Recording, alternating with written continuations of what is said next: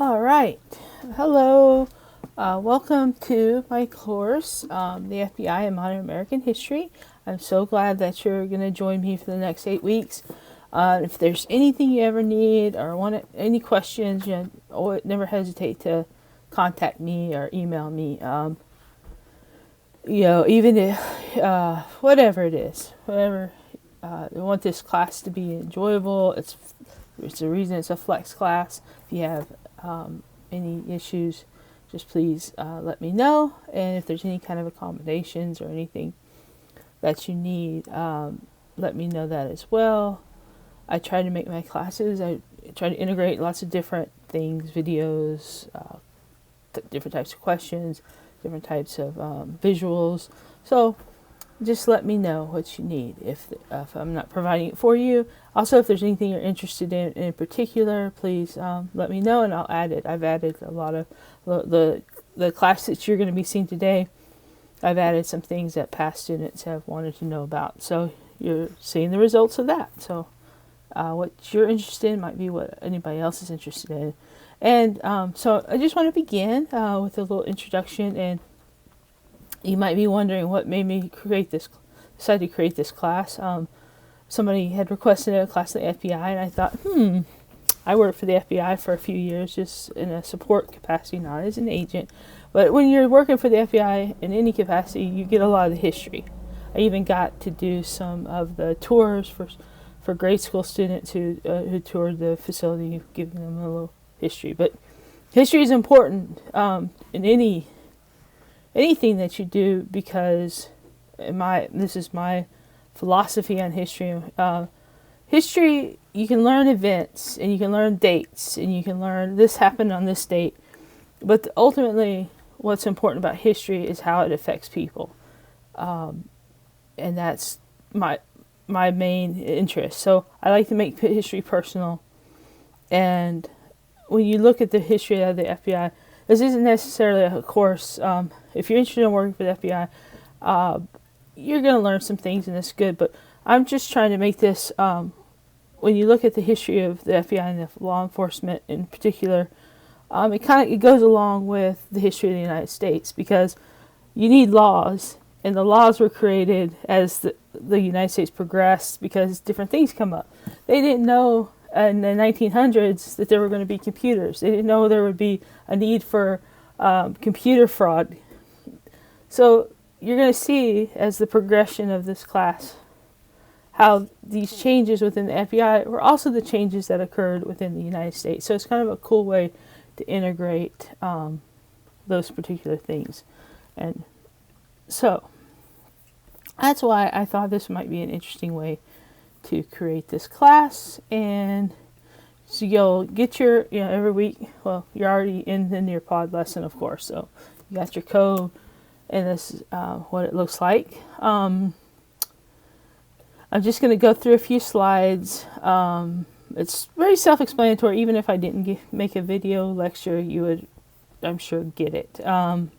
Okay, so, but I like to kind of explain things. This is our lesson 1, beginnings. So during this lesson, you'll explore the structure and hierarchy of the Department of Justice and the FBI, the origins of the FBI, and the need for why there was a need in the first place for the federal law enforcement agency, and how this relates to American history in the 19th and 20th century. Well, you'll learn that the whole course.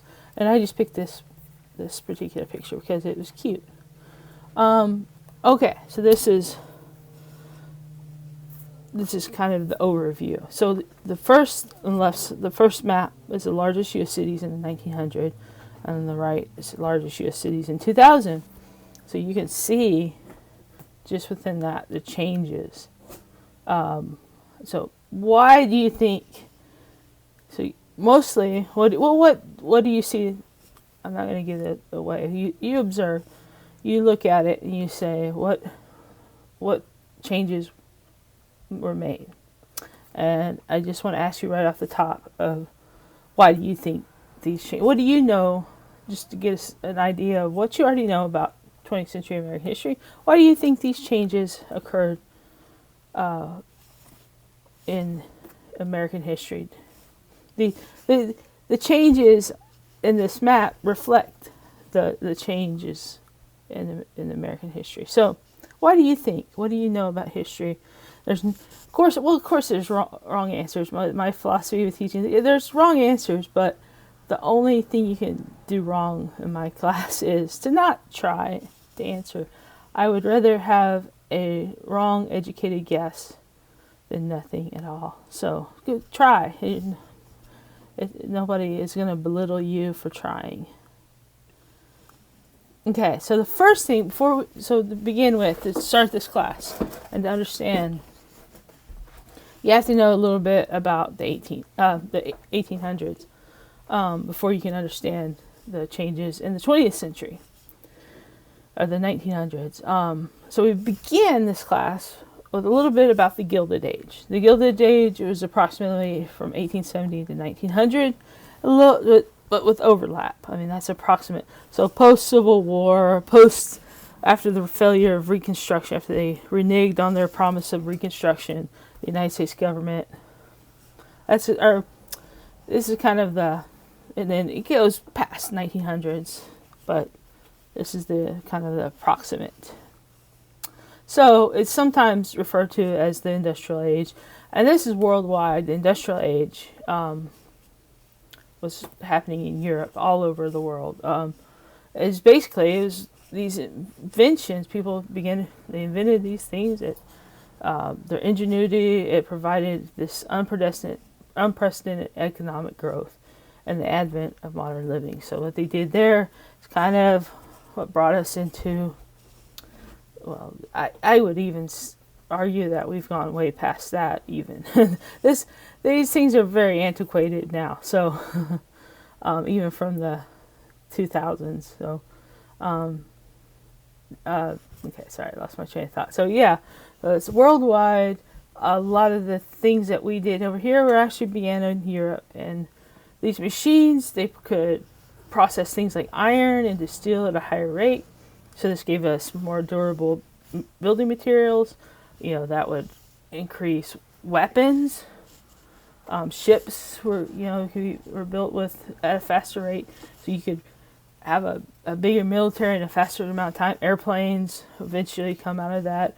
High rises, skyscrapers, all kinds of things. The railroad. The railroad was able to move people and goods across the country. In 1900, there was 193,000 miles of railroad. 193,000. Yeah. Okay. Sorry. That's all right. 193,000 miles of railroad across the country, and building of the railroad began at the beginning of the Gilded Age, and also there was the manufacturing of ice meant that food could be hauled over long distance. So you could now haul food for longer distances. Typewriters, adding machines sped up business, and it created white collar jobs. You'd have people doing clerical and administrative things in the businesses. Textile mill, spindles, and sewing machines made clothes faster to make. And this created a fashion boom. And this created you might look at this list and think, wow, this is awesome. You go from horse and carts to railroads, and eventually cars, eventually airplanes. This is the step towards that. So you think, this is what's wrong with this? It's creating jobs, right? It's created wealth, but it's only for a small percentage of the population. So the downside of the Gilded Age, these machines required intensive labor. We just got, the country was built on the free labor of black slaves, and that was thankfully abolished. But it just turned into a different form of not quite slavery, but it some argue that it was still a type of slavery, but they were paid low wage, and the quality of life for people was very low, and there was no regulation. So the bottom line, there were still no regulations for these companies, so they could pay as little as they liked. They required them to work long hours with no breaks, and they could hire children for an even lower wage. So these jobs were mainly filled by black and white farmers from the South, mostly, farming required mechanization. They couldn't keep up with farming unless they had this new equipment. So they couldn't afford to buy the new farming equipment, and they had to move to the city to survive. So a lot of those, the tenant farmers and the sharecroppers, they moved up north, to the bigger cities to get work. There's also an increase of Chinese labor, Chinese immigrants. They had come over to build the railroad. They were treated. That's another story for another day, another lesson. The Chinese immigration problems. They were treated horrifically, and they were actually the first group of people that had a anti-immigration policy. So anyway, that's another. The main thing I want you to know is that the influx of immigrants from Ireland. Ireland had the potato famine, so there was a lot of Irish immigrants coming over to escape that, and they were also being repressed by the English government. And the Eastern Europe immigrants, Jewish, Italian immigrants, not just Eastern European, but there was things going on in Europe that caused them to come over here. So that's who was getting these low wage and extremely harsh jobs. And from this is to show you how the population changed with these immigrants. From 1860 to 1914, the population in New York City grew from 150,000 to 4 million, and in Chicago went from 110,000 to 2 million, and in Philadelphia from 650,000 to 1.5 million. So, with that, this is a little visual of the disparity. This is on the left. You probably heard a lot of the names. Andrew Carnegie, Rockefeller. You may have heard these names. They're still, if you watch PBS, at the end they'll say that these endowments funds were the J.P. Morgan, Carnegie, Mellon, Vanderbilt. This is J.D. Rockefeller, and you might have heard his name too. The Rockefeller Building is in New York City. This was his wife about 1910, and you can see how grand they look. She's got the big hats and the gowns, and they look very well dressed. And on the right is child labor in Indiana Glassworks factory.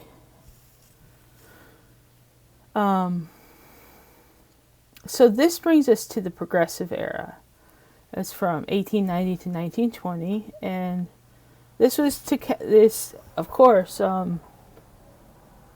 the corruption and the disparities that brought protests. There were labor strikes. And then there were people who stood up against it, and they would be known as progressives. And to counter the corruption and disparity between the classes of the Gilded Age, reformers rose up to make society a better place for all U.S. citizens. Unfortunately, there were also often narrow attempts that fell short of creating a more equitable society for all Americans, especially people of color. The reformers tackled issues like industrialization, women's suffrage, education, urbanization, immigration, political corruption, and child labor. So there's a video to watch. It kind of explains a little bit better about the Progressive Era. So that's where we are. And the FBI came out of the progressive era. And before we get into that, I kind of have to let you also, we have to go back in the 1900s, and I have to tell you a little bit about the history of the Department of Justice. The Department of Justice, you can think about the United States government. You know, you have the president, you have the Senate, and the Senate and the House of Representatives, Supreme Court. You know, they make laws, they legislate, make laws. So underneath the president, you have departments. You know, you have the Department of Justice, you have the Department of Interior, you have, Department of Navy, Department of, Secretary of State. You have different departments that oversee all the aspects of the government. So the Department of Justice actually came out of a Judiciary Act of 1879. Wait, sorry. That's wrong. 1879. It should actually be 1779. It was shortly after the creation of the country. I will fix that. At the time, they mostly served the Attorney General, which is a position that is appointed by the president once they're elected. They served at the time this was created. It was they mostly served as the attorney for the president and the Congress. It was like a part-time position. It really didn't have that much scope or duties. But in 1870, and that's the correct date, after the Civil War, the Department of Justice was created by President Ulysses S. Grant. And it was because of the 14th and 15th Amendments. The Department of Justice controls all the federal law enforcement, too, now. And its primary duties were to litigate cases against domestic terrorists that were violated, the 13th, 14th Amendment, 15th Amendment. And I would ask you, who do you think the biggest domestic terrorists were in 1870? And let me read you the 13th, 14th Amendment. So basically, the 13th Amendment formally abolished slavery. And there were people still trying to make people slaves even after the abolition of slavery.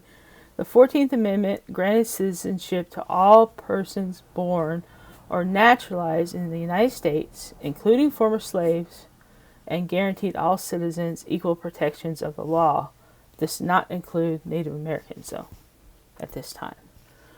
The 15th Amendment granted African American men the right to vote by declaring that the right of citizens of the United States to vote shall not be denied or abridged by the United States or by any state on account of race, color, or previous condition of servitude. So, the Department of Justice was created to litigate those cases. So that's the primary focus of the Department of Justice. They have attorney generals, U.S. attorneys' offices, assistant U.S. attorneys, and the assistant U.S. attorneys, they bring cases to federal court.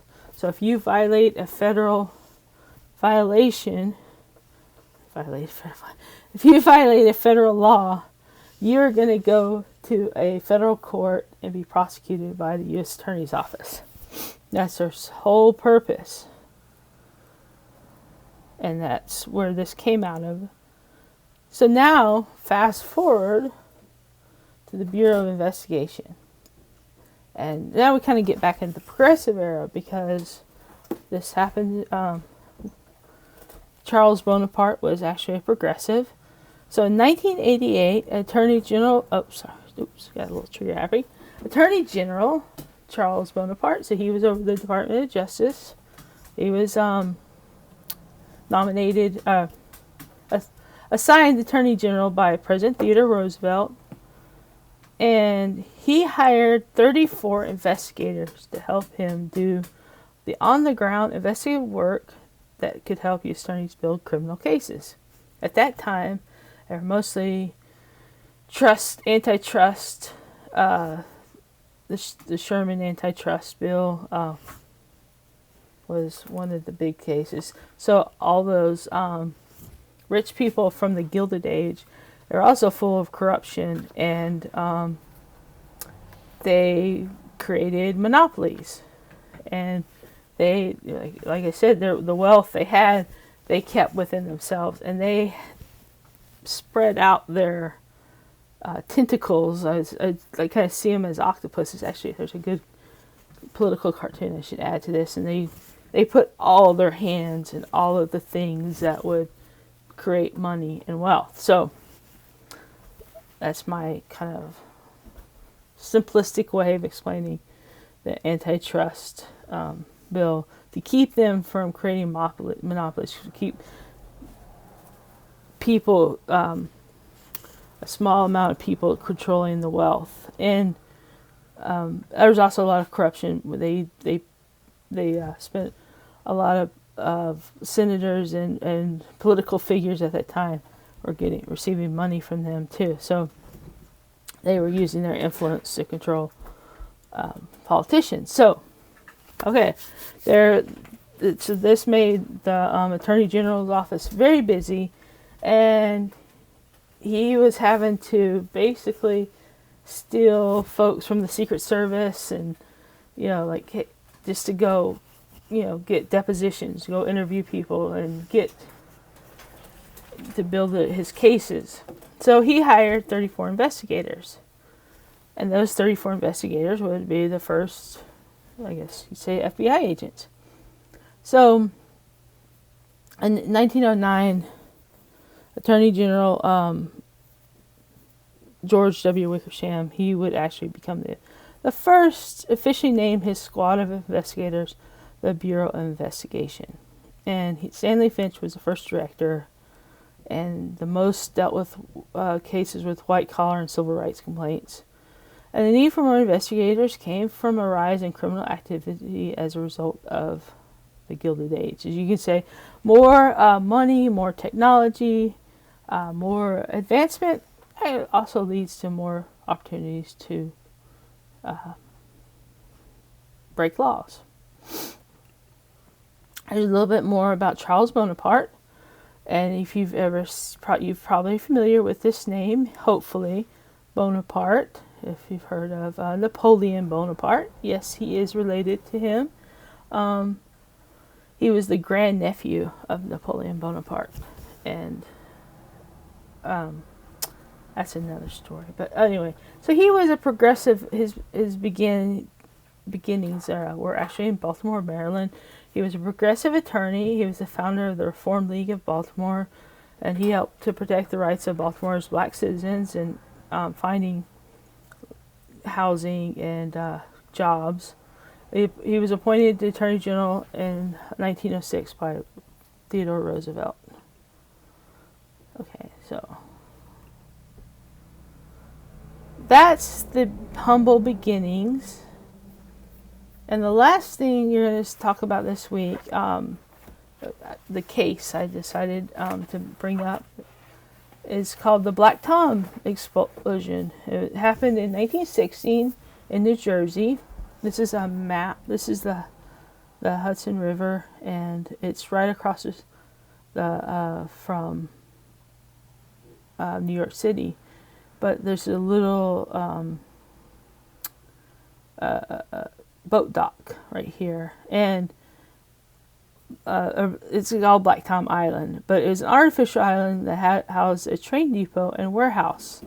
And so on the night of the attack, there was about 2 million pounds of small arms and artillery ammunition that was waiting to be sent to Russia to help World War I allies fight Germany. 4 people died, as well as damaging the Statue of Liberty and about $20 million worth of property damage. Investigations would determine that it was an act of sabotage conducted by the Germans. Okay, this is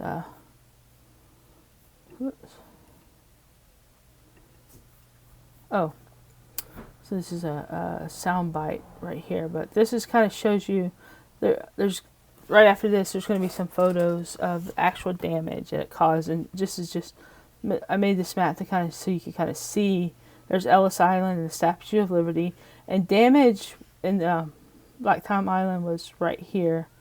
And damage was all the way up here. It's Battery Park, Tribeca, right here. There were storefronts that the glass was broken. And there's, just read that.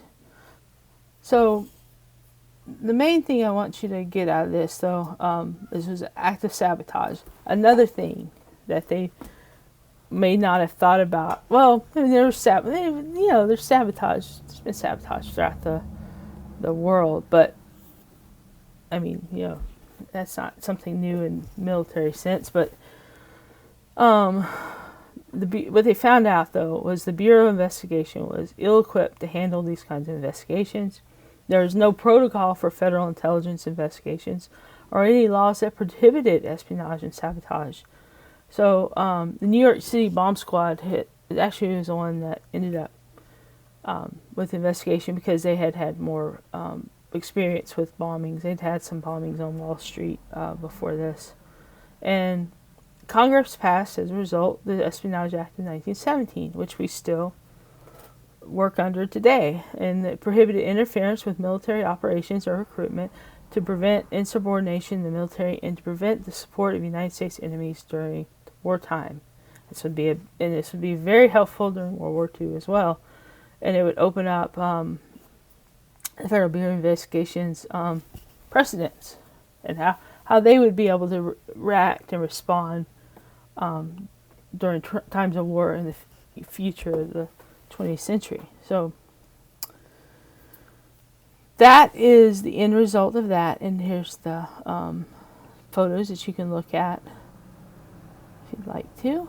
And that's all for this week. And I look forward to seeing the results. And again, let me know if you need any help. Thank you.